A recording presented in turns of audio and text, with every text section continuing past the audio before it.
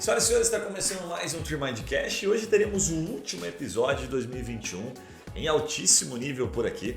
O tema e a nossa convidada certamente vão dar aquela embrulhada no estômago naqueles que estão um pouquinho distantes das novas tecnologias, né? Então, brincadeira à parte, falaremos sobre regulação e tributação dos novos modelos de negócio disruptivos. Vamos entender o que são esses modelos de negócio disruptivos, em especial da tecnologia blockchain e das criptomoedas. Legal? Estamos com Daiana Udry. É assim que pronuncia mesmo? É Udry. Udry, ok, simples assim, ok. Assim. A bio da Adriana da Daiane, desculpa, é gigante, então eu vou dar apenas uma pincelada aqui, depois ela vai contando ao longo do episódio. Ela é doutoranda pela Universidade Católica de Lisboa, mestre em Direito do Estado pela Universidade Federal do Paraná, aqui, né? Pós-graduada pelo Instituto Brasileiro de Estudos Tributários e graduada em Direito pela Universidade Federal do Paraná. E também procurador do Estado, autora de livro e inúmeros artigos científicos e atualmente, pela bio dela, dedica-se à linha de pesquisa que analisa... Vamos deixar ela palestrar, mano. Boa. Vamos só escutar aqui. Não. O Tomás vai ficar quieto hoje, mas a gente aprende, né? Não, Guilherme, já vou interromper. Assim, resume tudo, eu sou uma grande curiosa. Ponto. Boa. Não, deu pra ver aqui, deu pra ver. Ela é humilde, cara. Nossa. Eu fiquei tentando contar aqui quantos anos que ela estudou aqui pra ter toda essa formação. Tem Já certeza fiquei... maternidade, senão entra Ela nasceu com 6 anos de idade, então ela tá estudando pra Ela é 12, né, também. Daí, brincadeira à parte, seja bem-vinda. Obrigada por aceitar o nosso convite. Prazer estar aqui com vocês, batendo um papo. Legal. E também estamos com o Yuri aqui, Daiane, que é o seguinte, ele se diz especialista no assunto, tá? Que você domina. E hoje nós vamos tirar a chamada prova real aqui do conhecimento dele. Hoje eu vou descobrir essas coisas que são... Porque até hoje ele era minha referência, então hoje quero provocá-lo. Hoje eu vou descobrir essas coisas que são aparentemente não tão legais, que a gente faz no mundo da cripto, são ainda não tão legais, porque está indo para legalidade já, né, das coisas, então vamos embora. E depois dá pra você contar pra gente o quanto ele tá ferrado, porque a última vez que eu perguntei pra ele sobre a exchange, eu perguntei pra ele, tá transacionando essa grana, tá transacionando por onde? Tá passando pelo meu CPF aqui e tal. Você já sabe como é que você vai declarar isso aí? Não faço ideia. Eu falei, então, boa sorte, parabéns. Não, eu vou pensar, se eu for declarar, primeira pergunta, você vai declarar isso? Opa, como é que fala um negócio desse assim? Eu nem sei qual tem que declarar. Aprendeu hoje. Mas vamos lá, vamos começar no primeiro bloco. Primeira pergunta que eu quero te fazer é o seguinte, a gente vai falar sobre o blockchain. Eu vi que você publicou recentemente um artigo, eu li um pouquinho sobre ele, sobre mitos e verdades. Eu achei bem legal. Ao invés de perguntar assim, o que é blockchain, aquela coisa que você deve estar cansada de responder, queria que a gente começasse por mitos e verdades, assim, te perguntando assim, o que tem de mito que a gente já tem até aqui, né? E o que de fato já virou balela e, cara, isso aqui é verdade, isso já está acontecendo. Para quem está um pouquinho distante e para quem já está dentro desse universo. Tá, eu até me recordo, porque faz tanto tempo que eu acho que escrevi esse artigo, mas um dos pontos que a gente escuta, blockchain, você tem dados incorruptíveis, imutáveis. Parcialmente verdade. Por quê? Porque ainda quando a gente utiliza o protocolo Proof of Work, que é ainda um dos mais recorrentes aí, né, dos protocolos, digamos assim, se você tem 50% mais um da rede, você consegue sim modificar, né, que é aquela questão da maioria da rede, e aí você pensa, mas a blockchain do Bitcoin está no mundo todo, imagina ter 50% mais um.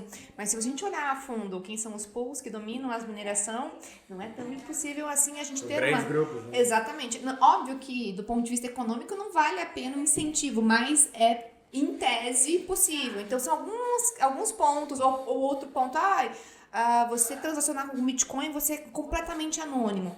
Não é bem assim. Você de fato tem carteiras que são identificadas por aqueles números gigantes, digamos assim, né, criptografado, enfim.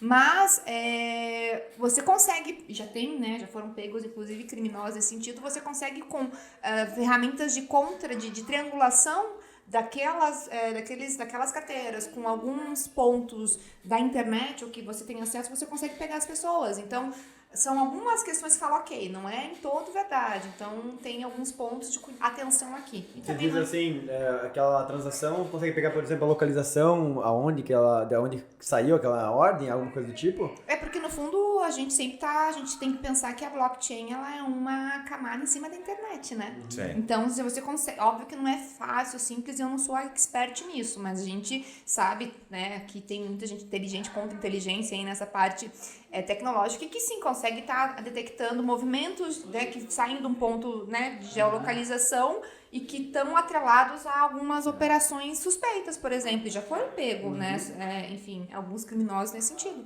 E sem contar assim, né, só complementando que às vezes a pessoa leiga, ela nem entende que quando ela está numa corretora, transacionando dentro de uma corretora, você está ali exposto porque a corretora tem todos os teus dados, né? Então isso que você está falando são só transações ali peer-to-peer, né? Peer-to-peer, né? São transações Sim. fora de corretoras, Isso né? aí, a corretora, na verdade, Tá é como se totalmente- fosse o teu banco, tá? Então- A não ser que você tire os teus criptos da carteira que está custodiada na exchange, enquanto você não tirar isso por uma carteira tua, que a gente chama, seja uma hard wallet ou até, né, uma cold wallet, hot wallet ou cold wallet. Né? A Gold é tipo como se fosse o pendrive, tá fora do online, né? E a Hot é quando você tem um dispositivo, seja no teu celular ou na internet, que é teu. Ali sim tá sob a tua custódia. Enquanto você deixa na custodiada, na exchange, você tem uma conta, Tá sob ela teu nome, é né? dela. E ela tem todo acesso e tal. Então são alguns pontos de cuidado aí que tem que ter quando a gente pensa nisso. Deixa eu te fazer uma pergunta aqui, ainda dentro dessa linha de mitos aqui, antes de a gente falar do momento que a gente está, do ponto de vista regulatório, né? Eu vejo muita gente falar assim, puxa, o fato de você utilizar as moedas, você não paga imposto. Explica um pouquinho sobre isso. Porque, por exemplo, a gente brincou aqui no começo, né? Falar, puta, eu É não vou declarar e brincadeira, é tal. brincadeira. Isso continua sendo mito, porque no começo me parece que muita gente até, não sei quando foi, a gente tem alguns advogados aqui que são clientes nossos tributaristas, mas me parece que há uns 2 anos atrás, me corrija se eu estiver errado, que de fato o governo passou opa, você tem que regular isso aqui, a Receita Federal, né? Falou, pô, já dá para você declarar isso aqui no seu imposto de renda. Como é que tá isso? Eu acho que, na verdade, até uma coisa que a gente estava ontem, eu tive a oportunidade de estar participando de um evento na Universidade de Firenze, a gente teve era ontem e hoje que aconteceu. E qual que é o ponto que eu acho? É que as pessoas tendem a acreditar que não tem regulamentação específica, não está na lei, então não tem que... É livre. Não é bem assim, por quê? Porque a gente tem que separar o joio do trigo, digamos assim, tá? Então, primeiro ponto, às vezes o que você está realizando são operações com criptoativos e as operações que você está utilizando esse ferramental tecnológico, que é um ferramental novo, às vezes é só uma nova forma de fazer o que você já fazia. Exemplo, Perfeito. A gente teve em 2017 aquele boom dos ICOs, né? Ou seja, dos Initial Coin Offerings, né? Em que você fazia emissões iniciais de tokens, atrelados aí quando tinha uma contrapartida de recebimento de dividendos, alguma questão de contrapartida, parecia que aí era assim um valor imobiliário, a gente chama de SO, mas basicamente você emitia um token inicial, um coin inicial para captar valores, fundos, exatamente, para um projeto, para algo que você acreditava. Gente, captação pública de valores existe há quanto tempo? Na veia, né? Entendeu? Então, no fundo, a gente tem que entender que, olha, o que você está fazendo já existe regulamentação, porque a tua operação é semelhante ao que já tem. Porque, e aí, avançando, nós estamos falando de riscos, né? O direito, por que o direito existe, eu falo? O direito existe para minimizar os riscos de deturpar valores que são socialmente, que a gente considera importantes. Se eu estou fazendo operações com criptos, que de uma certa forma entram em riscos que já foram lidados pelo sistema jurídico, vai aplicar a legislação, qual que é a diferença? E a tributação é a mesma coisa. Se eu estou realizando uma operação que tem manifestação de riqueza, em que eu estou ganhando, tendo um aferimento de renda, assim, terminologia técnica do imposto de renda. Tô ganhando dinheiro, de fato. Exatamente, estou ganhando dinheiro. Por que eu não vou pagar imposto de renda? Se eu ganhei com cripto, se eu ganhei com imóvel, se eu ganhei com dividendos. Não faz sentido não me tributar. Aí a pergunta é como? Aonde que se encaixa? Que é esse o desafio que a gente está tendo hoje. Mas me parece que o governo nem tinha uma possibilidade dentro lá da forma de declarar imposto de renda para você selecionar as moedas, né? Ou sempre teve, desde o começo a pessoa não não tinha fazia. um específico. Tá. Hoje nós temos os códigos tem específicos do imposto de renda da pessoa física. Mas assim, se não se encaixa em nada, a gente sempre tem aquela categoria, outros bens e direitos. Entendi. Aquela caixinha do tipo... Nunca foi desculpa, então? Não. Ok. Entendeu? Tá. Não. Por exemplo, a gente tem um clube lá que eu te falei, né, de enfim, pessoas que investem em cripto e a gente tem um trader lá que é nosso mentor, assim.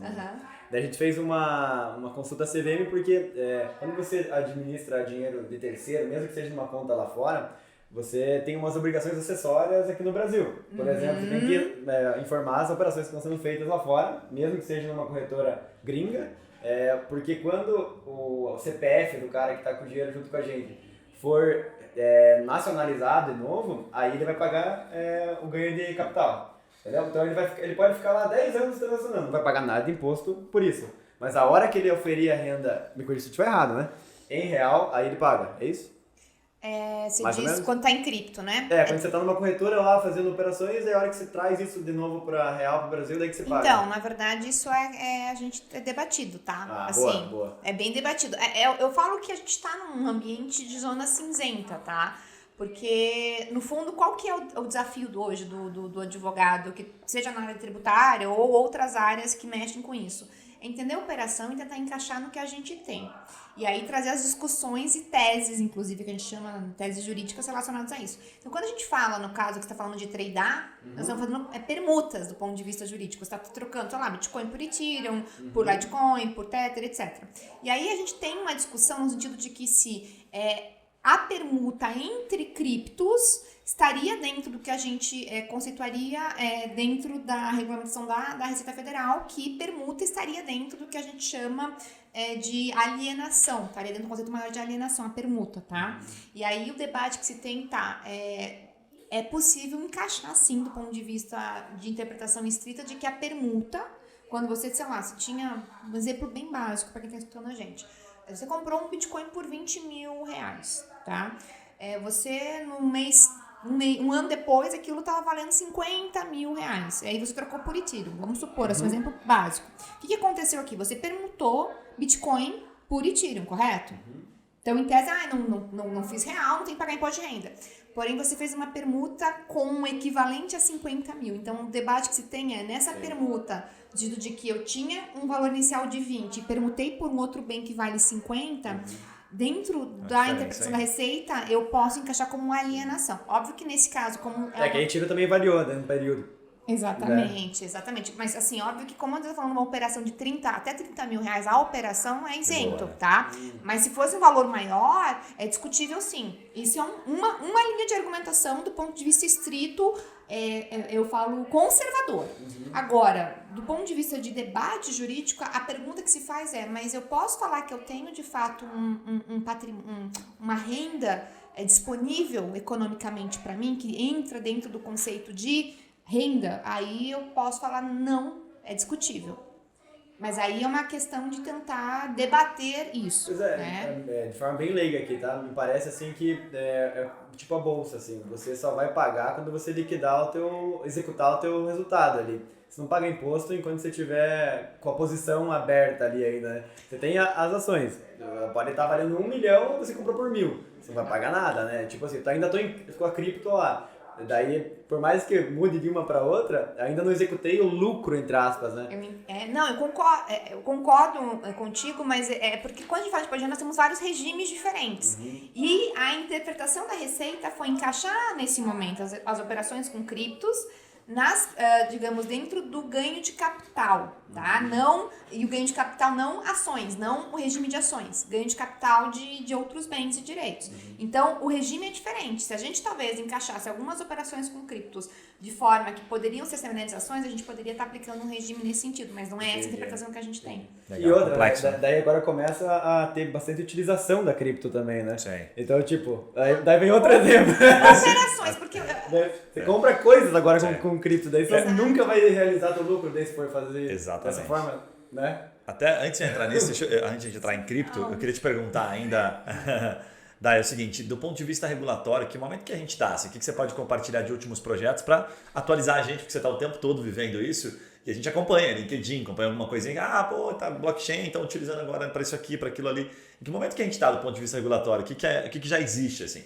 Tá, regulatório Brasil, não temos praticamente nada especificamente ligado para isso. Então, assim, o que nós temos são algumas manifestações do Banco Central e da CVM em comunicados anteriores, aí, 2014, 17, 18, tá? Então, o Banco Central, no primeiro momento, falando que criptos não são moedas eletrônicas, né? Como a gente tem moeda eletrônica, que é a representação eletrônica do real que a gente tem nas nossas contas bancárias, que a gente transaciona com TED, TOC, Pix agora, isso são moedas eletrônicas, tá?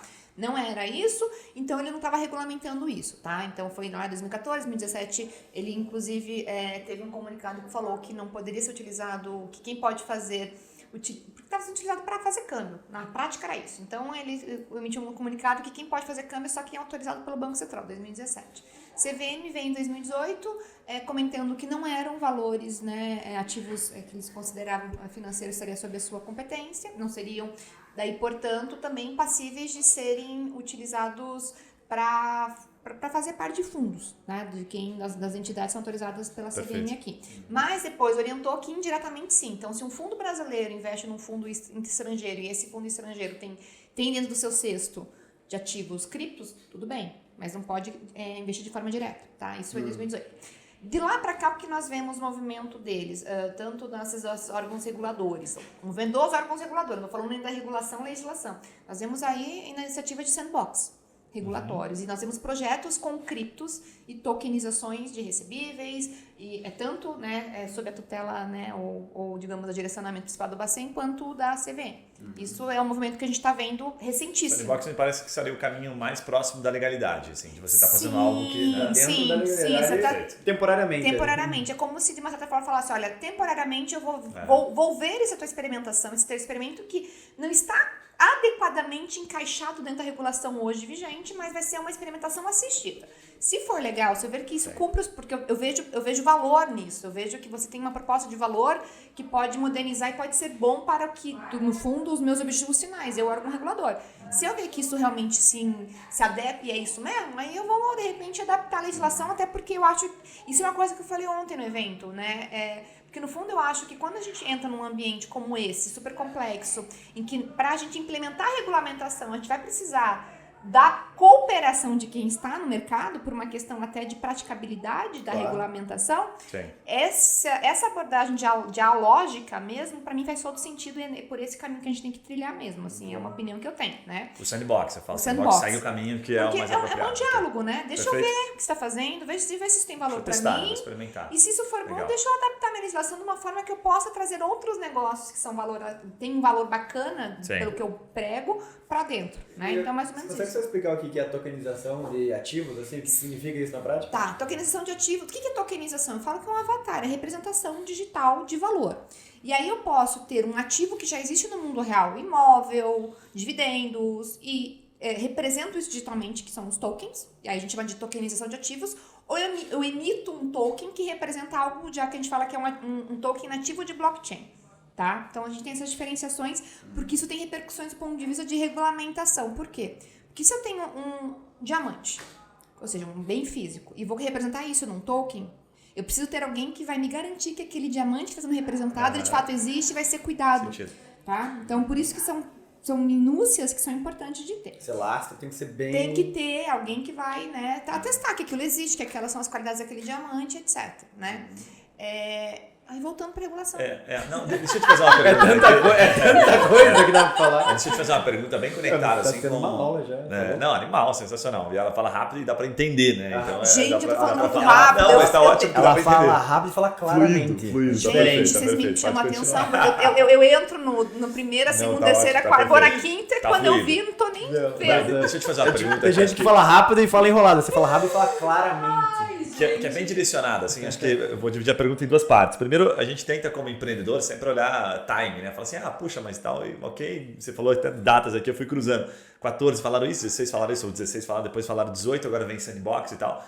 Eu queria te perguntar o seguinte, primeiro, você acha que está num timing legal, do ponto de vista de negócio, para empreendedores que não fazem ideia da complexidade que é regular, sabe? Fala assim, puxa, eu vou criar um negócio aqui pensando em blockchain, porque agora... o assunto está em voga, então muita gente começa a criar negócio, fala, não, eu vou fazer essa transação e o cara vai comprar por aqui, vou vender um imóvel aqui, o americano me paga por blockchain, sabe? Eu vou criar esse contexto. Então cada um viaja dentro da sua maionese ali, né? Queria te perguntar sobre timing, e a segunda é o seguinte, quais são os segmentos que você enxerga, com base até que você já vê fora do país, talvez, né? A gente falou rapidamente aqui nos bastidores, que você viu que o Brasil está bem avançado. Então se fosse para você falar assim, o momento... Tá legal? E o que segmentos que você enxerga assim que, olha, pode começar a olhar porque vai atrapalhar de alguma forma ou vai se beneficiar quem não estiver esperto com isso? Olha, eu falo que, assim, primeiro ponto, blockchain não é panaceia, né? Assim, a gente tem que olhar a blockchain como qualquer outro instrumento tecnológico. O que a tecnologia serve? Ela é um instrumento que faz sentido dentro de uma proposta de valor. A blockchain, ela tem a sua proposta de valor, que é eu ter registros, né, ter uma contabilidade distribuída e isso facilita, desintermedia muitas das operações, das transações que precisam de alguém para fazer a contabilidade. A gente vê muita aplicação disso no mercado financeiro. Eu acho que a maior proposta, a maior parte dos projetos hoje em blockchain estão no mercado financeiro, porque é um mercado altamente centralizado no sentido de ter vários intermediários também. Então, para fazer transferências de valores para fora, nós temos vários intermediários para fazer. É um parto, né? Exatamente. São 7% do valor, mais ou menos. Teve um estudo aí, assim, média mundial. Não, tirando né? o percentual, até assim, beleza, deixa ele de lado, vai, mas é um parto para fazer. Meu Deus do céu. Exatamente. Porque gostoso e burocrático. Porque nós temos o quê? Nós temos hoje um ambiente que é global, de transações globais, e um sistema financeiro que ainda era mais regionalizado. Eu vi uma iniciativa bem louca disso para comércio exterior. Porque para quem conhece um pouquinho, assim, cara, é muito complexo, tem muito instrumento bancário para comércio exterior. Então, normalmente tem 3 bancos envolvidos numa negociação. O banco do comprador, do vendedor e um banco intermediário, normalmente, uma negociação maior. E daí, assim, cara, é custoso, é demorado e, assim, a prova também da eficácia é, tipo, complexa. Você tem que ter um cara lá na China, por exemplo, tem que ter um cara aqui. Daí tem uma iniciativa que eu vi só pro mercado de café, por enquanto, que era, assim, você tinha um sistema onde você colocava o laudo de qualidade que saiu do Brasil e um laudo da mesma empresa com escritórios internacionais na China, por exemplo.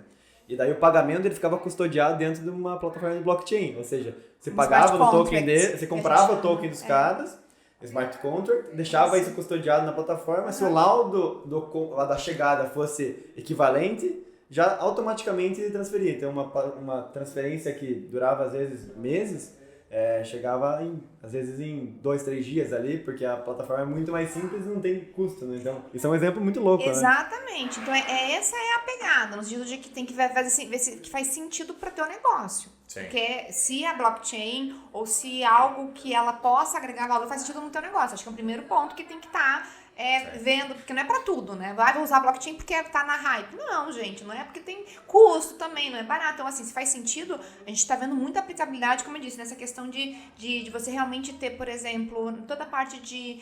quando nós temos cadeias com várias diferentes, que não se confiam entre si, que tem que ter muitas informações de vários players diferentes, você quer ter uma segurança daquela informação. Não deixa de ser a custódia, a liquidação disso, não deixa de ser quando você faz liquidações de valores. É uma parte contra outra parte de vários pontos diferentes. E isso é feito de forma automatizada e rápida, diminuindo os custos de transação, que são esses intermediários.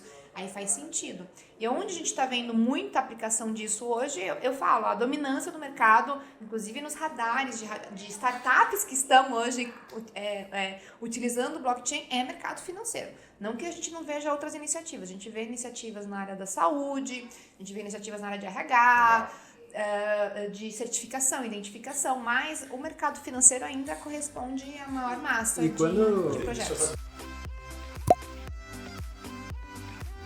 Provocar ainda pra gente passar, antes de passar o próximo bloco, ele faz a pergunta. Eu queria ouvir de ti, assim, opinião bem pessoal, porque você tá no meio, você tá dentro, assim, a gente tenta sempre olhar aquela questão de timing, sabe quando parece que, perdi o timing, agora agora. Assim, o momento é o mais apropriado ou já começou há 1 ano, 2 anos atrás, já era o ideal e hoje você está colhendo frutos disso? Não, eu acho que na verdade a gente está passando por um momento de amadurecimento no mercado, porque a gente para pensar que há 2 anos a gente via os bancos tradicionais fechando contas de corretora, né, e toda aquela, né, atrelar, ainda a gente tem infelizmente a ideia por pessoas que utilizam de uma forma não tão adequada a tecnologia, ainda há uma pecha de lavagem de dinheiro, né? Mas... ela é tão alegada, ela é tão elegante para dizer assim, os vagabundos que você... Tem uma turma, tem uma galerinha... Não tão adequada. O pessoal do fundão ali, que tá com a ideia. Aquela turma, né? E aí, do fundão... E prejudicam a regulação, de fato, né? Atrasam o processo. Né? Acabam atrapalhando quem, de fato, quer fazer o mercado sadio, porque ele tem muitas coisas positivas. Então, eu acho que a gente está vivendo uma fase de amadurecimento. Então, a gente vê muitos projetos, a gente vê instituições tradicionais aderindo, seja a tecnologia, seja a próprio cripto, né? A gente vê aí mercados tradicionais ofertando os fundos com criptos, né? Quem ia dizer isso? A XP tá ofertando fundo com cripto já. Sim, Itaú tal, ofertou, se eu não me engano. Eu vi a Giant, que é um fundo que está sendo distribuído na XP, é fundo 100% cripto. O que eu ia te perguntar é duas perguntas em uma, assim. Você vê aplicabilidade prática da utilização de cripto no dia a dia, tipo no varejo, pagar em cripto as coisas, usar a cripto para compras no dia a dia? E quando que você acha que isso vai acontecer? Se você acha que isso é útil? Olha, eu acho que ainda a gente não vê essa adesão tanto porque a gente tem que ter, eu falo que tem um gap de culturalização, né? Primeiro, gap digital. A gente tem inclusão digital de fato das pessoas, é um primeiro ponto. Depois que a gente tem inclusão digital, as pessoas terem conhecimento dos criptos e nós temos a tecnologia que facilita essas trocas. A gente já está vendo movimentos nesse sentido muito positivos. Já vê cartões de créditos que já estão, né, aceitando ou já estão atrelados a cripto, né, Masterhead, né, bandeiras da Master, da Visa. Eu conheço alguns colegas que estão trabalhando em tecnologias que conseguem fazer por meio, enfim, de...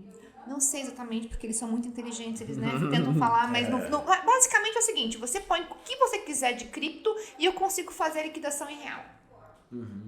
É isso. Você quer pagar, você quer ganhar em real, você posto, não quer aceitar em cripto, não tem problema. Ele O cara automaticamente. paga em cripto, eu automaticamente converto e te pago em real. Sim. Então eu acho que a gente tem... É legal.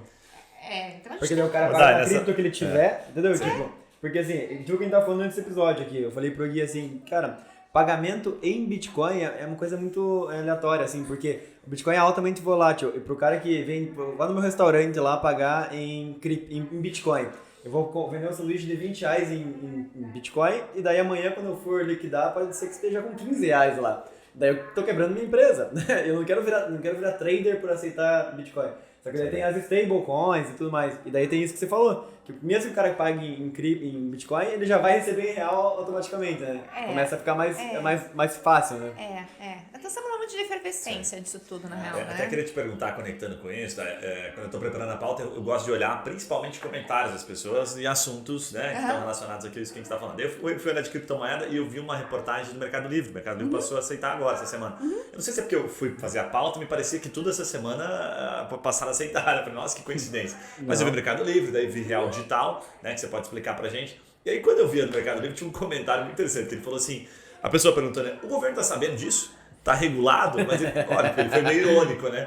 E na hora, assim, por mais que eu tinha achado a pergunta dele meio boba, eu falei, faz sentido, né? Eu falei, pô, e aí, te pergunto, como é que tá isso do ponto de vista regulatório? Voltando à regulação. O aceitar a criptomoeda. Você tentou fugir, mas não dá, tá voltando. Não, na verdade, primeiro ponto, nós estamos na esfera de direito de liberdade, né? O que não é vedado na lei é permitido. Se eu quero, pela minha prestação do meu serviço... essa frase. É fato. Assim, nós estamos aqui hoje. Vamos supor, ou você é um empresário. Se você vai prestar um serviço para mim, se você quiser receber em real, em dólar, em galinha, em cripto, em escultura, o problema é teu, não é? É mais ou menos essa ideia, gente. É isso. É o escambo, pô. É um escambo, exatamente. É que a atividade, nesse caso, ele não está intermediando valores financeiros para utilizar cripto, daí tem toda uma outra implicação. Não, é simplesmente, eu vou ter uma ferramenta que eu aceito. Se você quiser me pagar em Bitcoin, eu aceito. Então, em vez de falar, em vez de pagar em real apenas, se você quiser pagar em cripto, eu também estou aceitando. Sim. Podia ter falado em carro, em imóvel, enfim, whatever. Sabe o que eu pensei de resposta? Quando eu vi, eu falei assim, olha... a contabilidade que se vire. Porque aí os contadores que lutem, pega, né? Exatamente. Não, e pega. Agora, o que eu queria te perguntar é o seguinte, a gente tem visto várias iniciativas, né, tentando organizar esse mercado, certo? Mas quais você consegue compartilhar que são os entraves, assim, que a gente percebe que estão relacionados ao país? Assim, onde estão os principais entraves? Às vezes eu percebo que não é só o país, às vezes, sabe? Tipo, a gente vai aceitar criptomoeda, como estamos fazendo agora, né? Mercado Livre aceitando e tal. Tem essa questão da tributação, né? De como ele vai recolher o imposto e o contador que vai complicar. Mas onde estão os principais entraves? Você disse para o desenvolvimento da tecnologia, né? Olha, assim, não sou eu que estou falando, tá? Colegas que estão aí no mercado falam que um dos maiores entraves é o regulatório. Por quê? Porque a gente não tem certeza, porque falta clareza. O ponto talvez, e é uma coisa, talvez não precisa mudar a legislação toda, não precisa ter uma lei, assim, não vai abarcar tudo, mas talvez você ter guidelines, orientações falando, olha, operações assim tem que ser mais assim, vocês que estão fazendo, vai para direcionar um pouco mais. Você tem um pouco mais de clareza e certeza de que o que você está fazendo está dentro do que vai ser considerado lícito, ainda com todos os custos que isso possa incorrer, mas o empreendedor vai ter uma noção no sentido de que se eu quero empreender no Brasil, com esse tipo de atividade, eu tenho uma orientação que tenho que observar essas condicionantes legais. Sim. O custo disso eu vou conseguir dimensionar e saber, vale a pena ou não vale. Eu acho que um dos maiores entraves hoje no Brasil é isso, é a gente faltar uma orientação e um olhar mais global para isso tudo. Então a gente vê iniciativas aqui e acolá, mas a gente não vê uma linha mestra de orientação. Mas, eu te perguntei isso, meio provoquei pelo seguinte motivo, porque a gente percebe que em algumas áreas, tipo assim, fazendo uma analogia para algo simples, né, como o Uber, né? Não tinha nenhuma regulação, o Uber entrou e criou-se a regulação a partir do Uber. Você acha que a criptomoeda pode acontecer a mesma coisa, mas partiu do princípio de uma grande empresa, né, que influenciou aquele movimento, depois vieram outras empresas menores. Só que quando a gente vai para a criptomoeda ou para a blockchain, é muita iniciativa de várias iniciativas ao mesmo tempo, e algumas são prejudiciais. E aí me parece que vira aquele oba-oba, sabe? É tipo, meu Deus, tá todo mundo fazendo cada um do seu jeito. E aí tem um paralelo do governo, né? E no mundo, né? Sim. Gente, ontem, sério, se você parar pra pensar, dá quase depressão, porque você para pra pensar, nós estamos falando numa tecnologia que vem, que eu falo, a maior promessa da blockchain e dos criptos é você globalizar, de fato, a troca de valores. Porque se a gente parar pra pensar hoje a nossa realidade, a gente tá na internet, a gente tem trocas de informações. 24/7, 365. A gente troca informações o tempo todo. Mas a gente ainda não tinha uma tecnologia que nos permitia fazer troca. E não é nem só moeda, é troca de valor em todos os sentidos. Por exemplo, imóvel. Se eu tokenizo uma propriedade de um imóvel, eu posso... Você tá, vamos supor, na Suíça, estou no Brasil. Domingo, 11h45 da noite. Quero comprar teu imóvel. Tá aqui, eu tô te mandando dinheiro, uma CBDC, que é a moeda oficial. Você me manda o teu token representativo da tua propriedade, acabou. Óbvio que, fim, do ponto de vista tecnológico, acabou. Aí o ponto de vista é legal. Isso tem valor jurídico? Como vai... Então são esses... Como é que vai averbar isso depois? Exatamente. Então, no fundo, a gente... E eu acho que é esse o ponto. A gente tem que, se a gente olhar o todo no primeiro momento, é enlouquecedor. Sim. Eu acho que a gente tem que fazer aquele approach, digamos assim, do risk management mesmo. No sentido de, quais são as principais operações que a gente está lidando hoje, quais são os principais riscos do ponto de vista de sociais que o uso não legal dessa tecnologia pode estar prometendo. Lavagem de dinheiro, você captar, né, poupança dos investidores por assimetria informacional. Então, você lidar com esses principais riscos, ter debates talvez mundiais mesmo, de diretrizes, de standards, no sentido, vamos trabalhar dessa forma. O que o próprio mercado consegue, ele mesmo se autorregular, deixa para ele mesmo, né, uma questão mesmo de autorregular, e orientações mais do ponto de vista de direito público, como eu vou declarar, como eu vou pagar o tributo e tal. Então, eu acho que são estratégias diferentes para problemas diferentes mesmo, né? Eu tenho até uma pergunta polêmica para te fazer, assim, que a polêmica é o seguinte... Até agora tá tranquilo. Não, porque quando a gente fala assim, eu não sou tão familiarizado, eu sou mais moda antiga, assim, sabe? Eu demoro, né? A gente fala, velho, na linha da startup eu sou a maioria inicial, eu compro depois que o negócio está muito seguro, assim, sabe? Agora acho que vale a pena eu comprar aqui um pouquinho de criptomoeda. Mas enfim, e aí quando mas eu gosto, né, da tecnologia e tal, enfim, acho que não tem outro caminho a não ser adotar, né, e já adotamos. Agora quando eu olho a criptomoeda eu falo assim, o princípio é desregulação, né, a essência é desregular, ok. Mas aí quando eu olho para tudo isso que a gente está falando, eu falo assim, ok, mas nós estamos pegando um negócio que a sua essência é desregular, estamos regulando agora. Então cada país começa a fazer o seu regulamento. Vai perder a essência.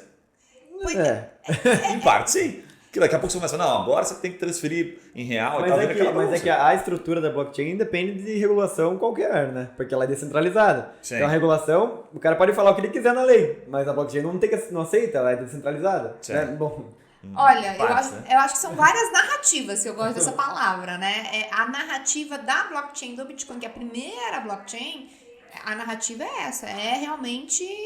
abaixo as estruturas, né, organizacionais, tradicionais, a gente é livre, vamos transacionar, exatamente. Só que isso eu tô falando da blockchain do Bitcoin, nós temos inúmeras outras arquiteturas de blockchain que não são centralizadas de todo, etc. Mas assim, estão entrando na linha da blockchain do Bitcoin. Só que nós temos um segundo elemento, são pessoas que vão usar.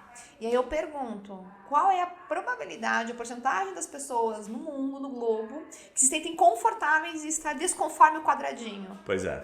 Esse é o ponto.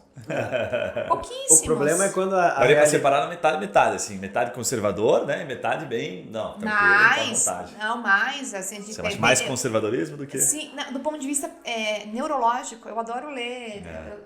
Curiosa, né? Então, Sei. esses livros que a gente lê sobre psique, sobre o funcionamento cerebral humano, o ser humano ele não gosta de trabalhar com insegurança. Não é do nosso normal a gente estar no caos. Por isso que a gente tem ordem jurídica, por isso que a gente sabe que quais são onde eu posso caminhar. Né? Então, eu acho que a gente passa por um debate prévio de confiança.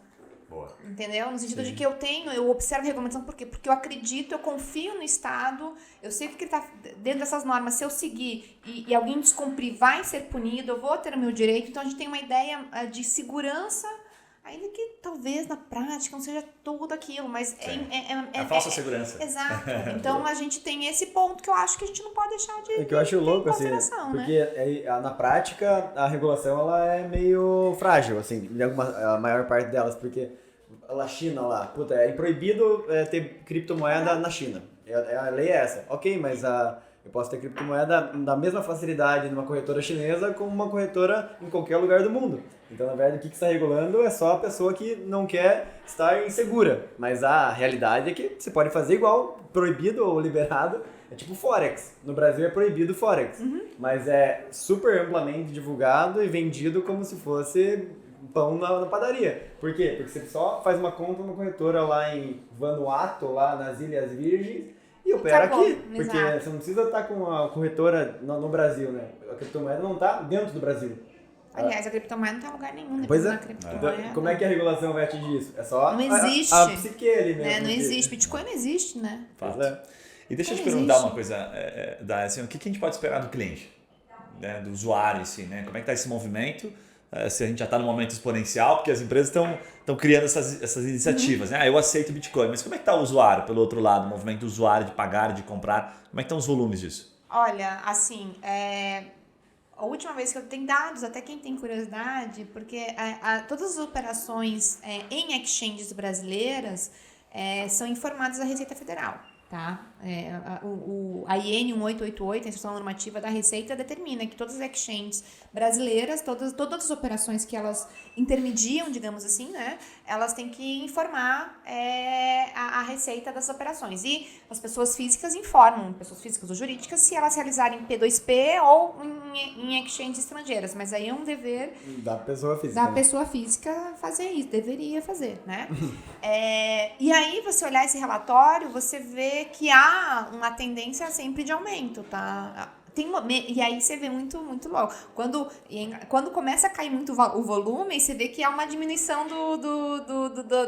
digamos, exatamente. Aí quando começa a aumentar o valor né, que teve alguns meses que estouraram Bitcoin e tal, você começa a ver um aumento da aquisição lá nos relatórios da famoso efeito Federal. manada, assim. Exatamente. Então, assim, mas eu acho que do ponto de vista assim, macro, a tendência é realmente cada vez mais as pessoas estarem aderindo a esse mercado. A gente ainda vive oscilações muito fortes, né? Sim. Muitos picos, assim, né? Muito extremos, né? Mas se a gente parar pra pensar 1 ano e meio, 2, gente, não era tão divulgado. Não era tão divulgado. Sim. As pessoas eram uma questão meio, pra criminoso. Hoje as pessoas já têm curiosidade, já tá mais na boca do povo, digamos assim. Então, naturalmente, a gente começa a ver uma tendência de incremento, sim. Sabe o que é muito doido? Quando eu vejo assim, um medidor que acho que cada um pode fazer, né? Um termômetro, assim, né? Quando você vê que na sua própria família, dentro da sua própria família, uma família pequena, 4, 5 pessoas, já tem 1 ou 2 ali que estão no negócio, que estão participando, você fala, cara, o negócio realmente tem uma proporção legal. Já virou mainstream, já. Sabe? Você já começa a sentir. As pessoas já estão meio que falando um pouco mais, né? O único dado que eu ia comentar que é triste quando eu vi foi que, assim, 80%, quase 90% são homens ainda. É mesmo? Caraca! Mulherada! Mas sabe o que é doido? Porque se for pega esse que você falou, a pessoa comum, assim, né? Que não não trabalha, nem estuda isso no dia a dia. Mas o que ela está investindo na cripto normalmente? Ela está investindo na volatilidade do ativo. Ou numa corretora lá que promete tradear ali, né? Ou ela compra Bitcoin direto, ou Ethereum direto, e ela tá acreditando que aquilo ali vai ter... Porque tem a hype, né? Tá todo mundo falando e tudo mais. Mas isso é a menor das utilidades da criptomoeda. Entendeu? É isso que eu tô falando. É mainstream? falar de Bitcoin é normal, mas a utilização ainda é, tipo assim, é a menor das utilidades da Bitcoin, do criptomoeda, do blockchain, é o que é feito hoje, que é ganhar dinheiro na compra e venda dela. Não, quando eu tenho a oportunidade de dar as aulas que eu dou, né, enfim, eu falo, gente, é só a pontinha, isso aí é só pra chamar atenção. Se a gente parar pra pensar, a mudança é muito mais profunda. Nós estamos falando uma mudança de modelo de trocas de valores, porque eu tô falando de tudo. A gente começou com troca de valor monetário, Bitcoin é troca de valor de moeda. Mas estamos falando hoje, por exemplo, de tokenização, trocas de valores de imobiliários, entre outros valores, NFTs. Também, é troca de valor. Então, eu falo que no fundo o que tá vindo é muito maior. A gente não falou de NFT aqui ainda no podcast, eu acho, né? Nenhuma vez, né? Não lembro de ter falado. Você consegue explicar, tipo, rapidamente, pra quem nunca ouviu falar, porque existe ainda, ou ouviu falar, mas não sabe o que é uma NFT? Sabe o que eu vou te pedir? Até pra gente entrar no próximo bloco, a gente entra em NFT e já fala de tributação e regulação, porque acho que virou uma oportunidade para advogados também. Então a gente fala, como é que eu entro? Que é a primeira pergunta que eu quero te fazer de tributação. Mas antes disso eu queria só fazer um comentário, que eu acho que é um comentário engraçado. Eu vi essa semana uma publicação do Ricardo Amorim, de vez em quando, quando as publicações são muito polêmicas, eu gosto de ver os comentários, eu gosto de ver a briga, assim, sabe? Eu não comento nada. Eu só fico vendo ali, vejo os replies. Assim, não, você tem que responder assim, eu acho que não, se tá errado. Aí tinha uma que eu achei interessante, que eu lembrei que assim, ela falou assim, pô, lá vem mais um ano, o Ricardo Amorim publicou alguma coisa, lá vem mais um ano difícil, né? Um ano de eleição, um ano de, puxa, vai ter especulação. E aí o cara que tá com investimento, né, se ferra, às vezes ele apostou, sei lá, em dólar, o dólar sobe, ele apostou no mercado nacional e o mercado cai, porque vem pra esquerda, vem pra direita. E aí tinha um cara que comentou um negócio que eu achei interessante, falou, cara, investe em criptomoeda, por isso que existem as criptos, porque ele não vai sentir essa volatilidade do mercado político. E aí na hora eu olhei e falei, puta que pariu. Depende. Não, mas cara, dentro do Bitcoin, teoricamente, faz sentido. Qual a relação do Bitcoin? Eu queria te perguntar isso. A China baniu o Bitcoin e caiu pra cacete. Não, mas assim, vamos pegar o mercado nacional. Pensa assim, anos de eleição, né? Temos aquela famosa, né, disputa ali, tá muito polarizado o país. Queria saber a tua opinião sobre isso. Como é que fica essa questão, essa visão da criptomoeda perante a volatilidade econômica a partir de um cenário político? Olha, eu sou zero, eu acho que é mais fácil. Eu sou zero, gente. É como se eu falasse, gente, juro que se eu soubesse, conseguisse entender as conexões, as interconexões, o que aumenta e faz diminuir o Bitcoin, eu seria uma trilionária. Nesse mas momento, faz sentido o comentário dele, faz? Mais ou menos. Porque assim, ele sobe dessas e você não sabe. E eu tenho grupos no WhatsApp, às vezes nem os caras que são, digamos assim, que fazem isso o dia todo, que são os experts. Eu não sou, gente. Eu sou, como eu disse, sou uma curiosa e dentro do meu universo jurídico, né? Mais jurídico. For lá pra fazer, pra ver como é que é na prática, mas o meu olhar é um pouquinho diferente. Mas mesmo os caras que são lá, que eu acho ninja, eles falam, alguém sabe por que caiu, por que subiu? Eu vejo esse tipo de comentário, eu falo, gente, se nem eles sabem. Aí, não, mas Elon Musk falou alguma coisa, ou mas não sei o que, mas não, mas vai China, mas não sei o que. Então assim, e às vezes não tem sentido. Consenso, não há sentido. Às vezes não tem sentido nenhum. Mas por que eu acho que é mais ou menos verdade isso? Porque se você analisar assim, a moeda, a criptomoeda não tem conexão direta com o país Brasil. Aí beleza, ok, realmente não tem. Não tem. Então se for esquerda, direita, meio, cima, baixo, quem que estiver no governo, a criptomoeda não está sendo influenciada diretamente. Isso é uma parte, então até aí faz sentido. Mas a criptomoeda, como qualquer outro ativo, ela varia de acordo com a expectativa das pessoas. Exatamente. Sabe? Então a expectativa da pessoa de subida, ela vai comprar mais e vai começar a aumentar o preço. A China baniu a criptomoeda. Cara, a expectativa das pessoas é que a cripto de alguma forma vai perder valor por causa disso. E só essa expectativa já diminui o valor dela. Exato. Mas tem uma piada, né? Que a China já baniu a moeda, bane todo ano, né? Todo ano bane. Todo ano. Já baniu de todo. Primeiro operacionalização, depois primeiro as empresas, depois quem fazia...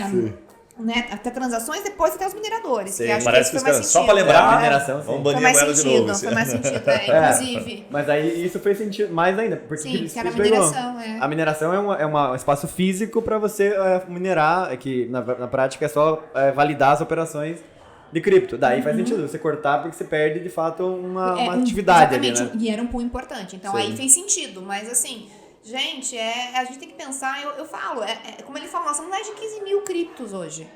A gente fala de Bitcoin, mas umas casas de mais de 15 mil, e tem muitos projetos interessantes aí, que eu acho interessante, que tem essa ideia mesmo, de vamos mudar o jeito que a gente troca valor, né? E são promessas e são projetos assim, que eu acho, tem muita coisa legal. acontecendo. Mas assim, só para responder um ponto ali, assim... Então, não tem conexão direta com o Brasil. Mas, você está falando assim, eu vou deixar de investir no real, vamos dizer assim, que pode ir a 8 se a esquerda ganhar, ou vai a 4 se a direita, enfim, qualquer um que seja o argumento, mas você está falando de uma volatilidade X. Daí você vai colocar isso num ativo que tem uma volatilidade de 10x. Então, tipo assim, ok, eu fugi daquela volatilidade, mas eu entrei num negócio que tem outros riscos que eu nem conheço, sabe? Sim. Então, não quer dizer que você está imune ao risco, isso que eu quero dizer. Não, sabe? eu concordei com a pessoa, assim, no sentido de que a sustentação dele, até então, né, o critério de volatilidade da moeda estava, né, seguro frente à questão política. Agora tem que se manter, legal. Daí quando você traz esse ponto, que eu achei super legal, a argumentação faz bastante sentido. Você pega assim, mas no Brasil, puta, a economia aqui, o cenário político virou um caos, então a nossa expectativa ficou uma merda, ok, mas quanto a gente representa dentro, né, do Bitcoin? Nada. Aí tudo bem, aí você tá seguro. De fato, sim. Então a lógica dele fazia muito sentido quando disso. Então eu concordei com ele. Falei, pô, cara, tá verdade. Enfim. Faz todo sentido. Por esse argumento, sim. Agora, Dai, entrando no último bloco, dá pra ficar uns 2 dias aqui a gente falando sobre esse assunto, que é curioso. Fascinante. Eu queria começar te perguntando o seguinte, pra gente falar sobre as questões de regulação, até o ponto que o Yuri trouxe. Por onde entra nesse mercado? Assim, qual que é a porta de entrada pro advogado? Pensando em advogado mesmo, tá? De tributação, de regulação, exclusivamente do mercado 4.0, dos modelos de negócios disruptivos, porque você está imersa, parece que você nunca viveu outra coisa. Né? Quem olha o teu currículo, quem olha o teu histórico.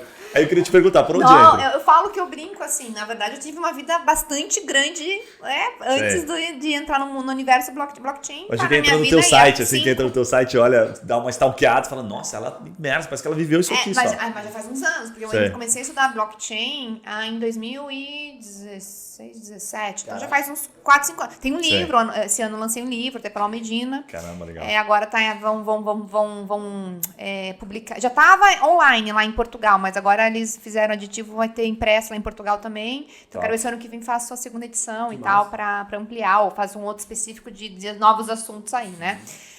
Mas aí, você entra, você não sai mais. É um negócio que eu brinco, assim, eu não consigo... Buraco negro, te levou... Não, você não quer mais sair. Por onde entra, eu não sei, mas para sair é difícil. Exato. Não, assim, brincadeiras à parte, eu acho que o que a gente está vivenciando não é ai, nossa, é tudo novo. Não, são novas formas de fazer o que a gente já faz. Então, cada um na sua área de especialidade, o que eu sugiro dentro da tua área de especialidade que você especializou, seja em, sei lá, em direito autoral, seja em tributário, seja em regulatório, administrativo, você tentar entender como as tecnologias, e eu falo não só o blockchain, mas inteligência artificial, IoT, entre outros desenvolvimento tecnológico, como esse evoluir tecnológico e os modelos de negócios que você estava acostumado a lidar, vão ser impactados por isso. Eu acho que é o primeiro caminho para você começar a entender dentro da tua área de expertise, olha, tá mudando, o mundo tá mudando, os negócios estão mudando, as coisas estão mudando. Então,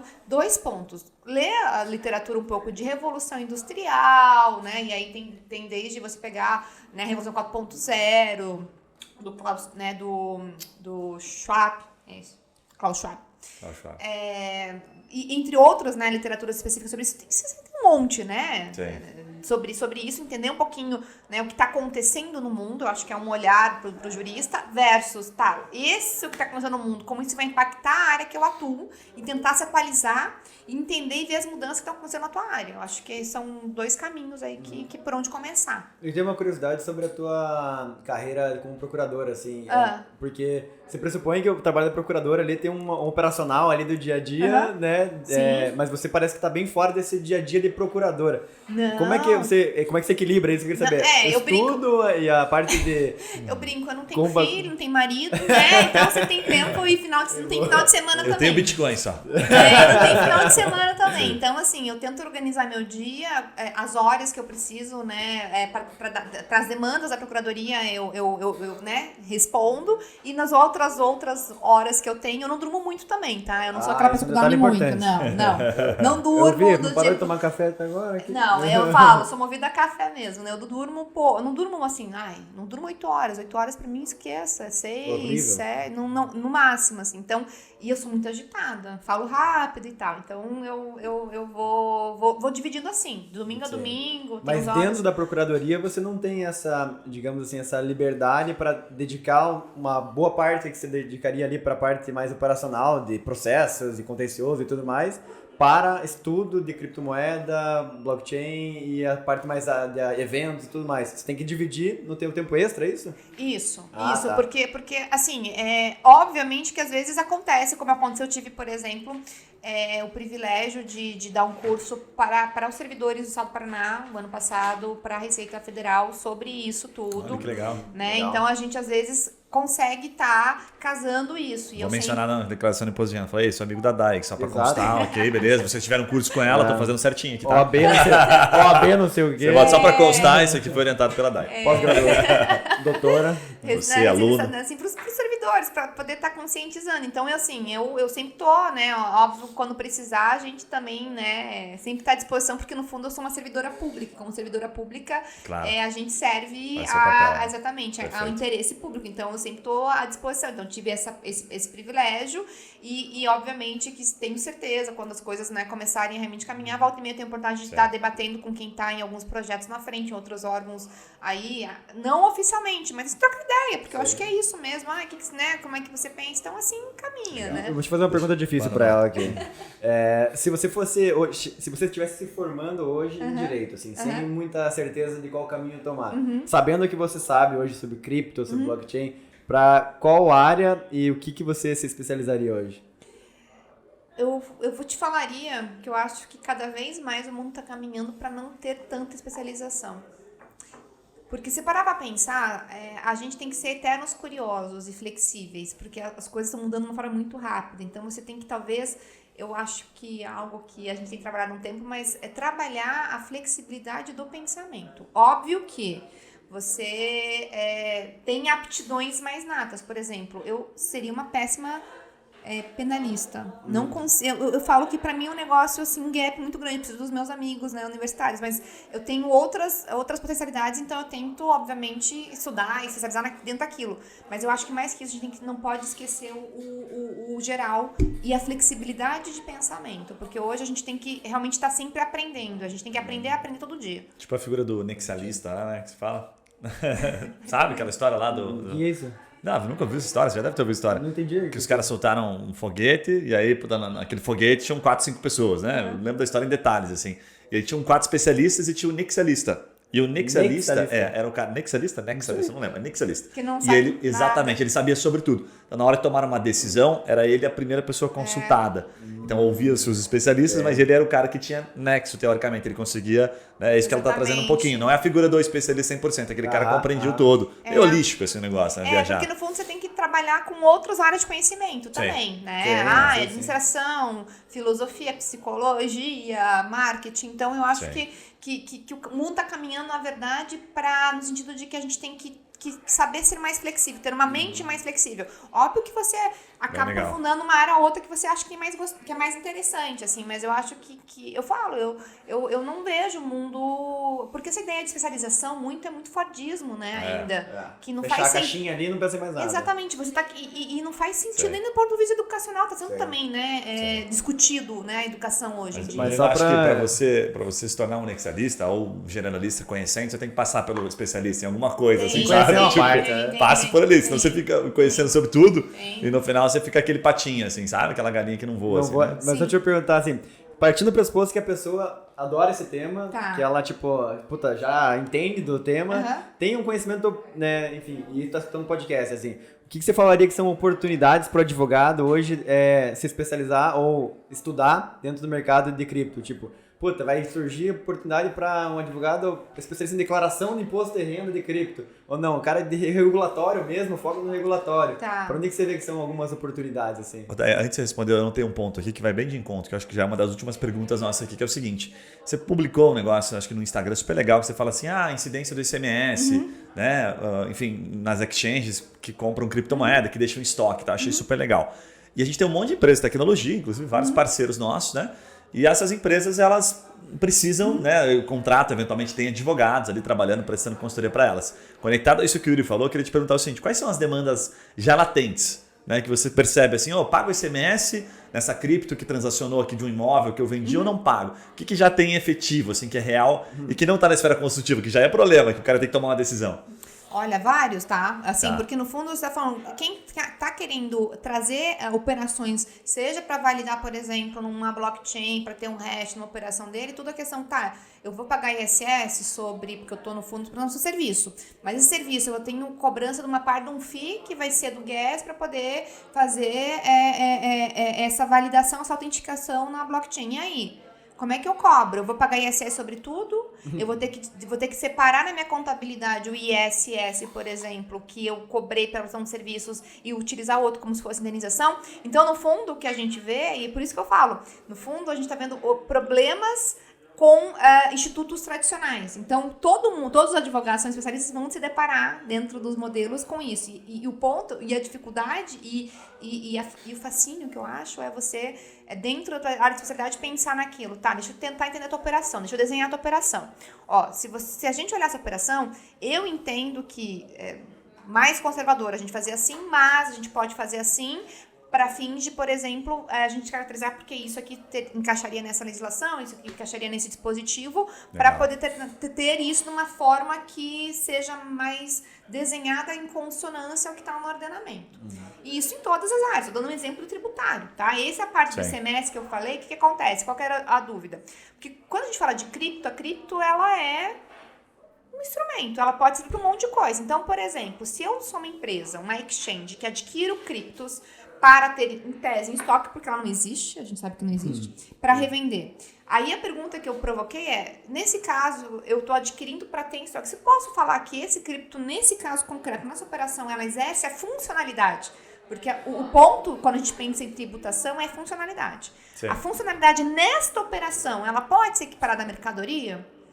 E aí a resposta é... Aí o bicho pega. Aí a resposta é que não. Tá? Por quê? Nesse caso, não. Porque não é ela não serve para física. consumo. Você não tá na cadeia de consumo.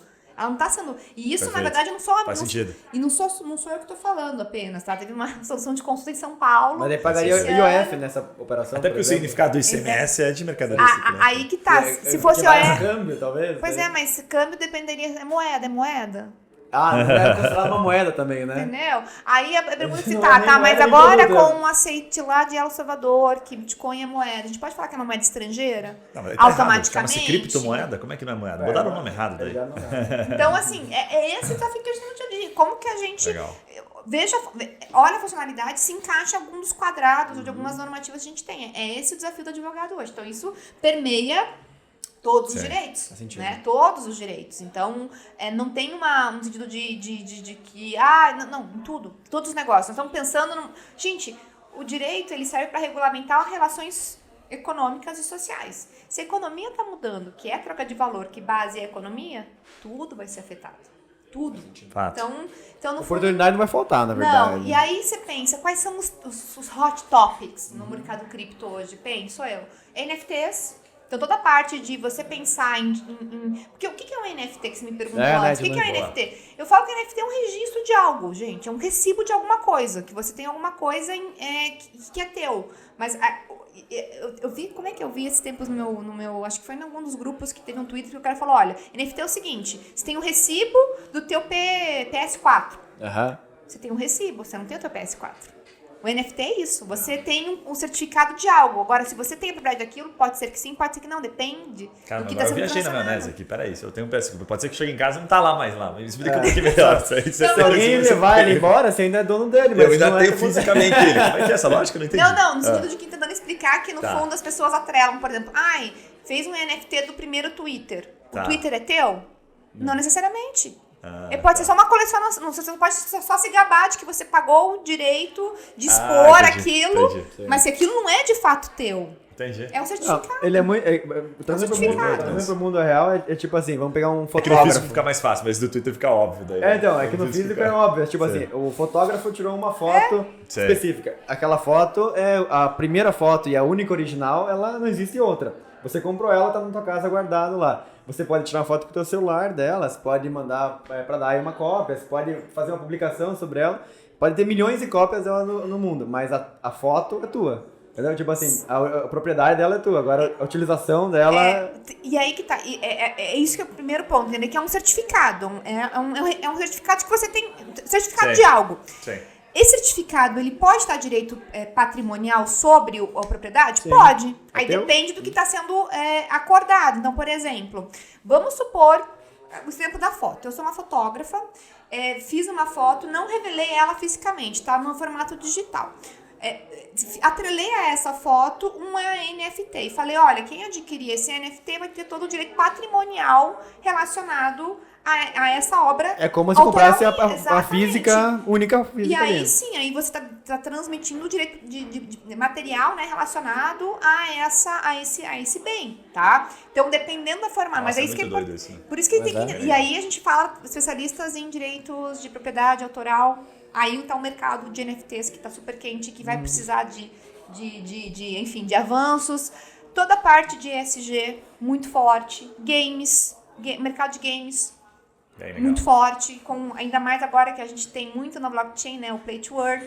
Ou seja, você ganha em jogar, né? E aí tem também os NFTs envolvidos nisso. Então, eu acho que são a tokenização de ativos, toda a parte do mercado financeiro, de especialização na parte de recebíveis, né? Toda a parte regulatória relacionada a esse mercado também é um mercado muito quente. Isso já é mais tradicional, né? Mas os que você trouxe aí no começo, de fato, são, nossa... Então assim, são esses hot topics que eu diria, muita assim. Coisa, super legal. Tá Inclusive, hoje. no NFT, já surgiram algumas, já foram publicadas, noticiadas algumas transações de valores bem expressivos, né? Milionários, né? Não, é milionário. Eu vi algumas assim que eu falei, caraca, não acredito nisso. Se você tem curiosidade, vai, eventualmente, tem alguns sites de valor de mercado, no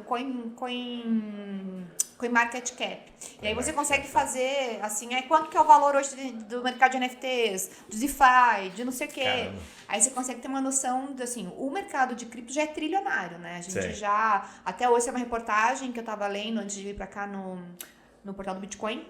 FMI já sinalizou, no sentido de fez um relatório que nós precisamos de coerência global para fins de regulamentar, né, o mercado financeiro aí, porque de fato é trilionário, cada vez mais. A né? representatividade não para de crescer, né? E a tendência para. é só aumentar, né? Legal. Dai, sensacional, uma baita de uma aula, a gente poderia ficar muito mais tempo, mas eu sei que o tempo é curto, né? E eu vou te pedir para você deixar uma mensagem final para os advogados que nos acompanham aqui, depois explicar como é que eles te encontram, por onde você gosta de ser encontrado aí.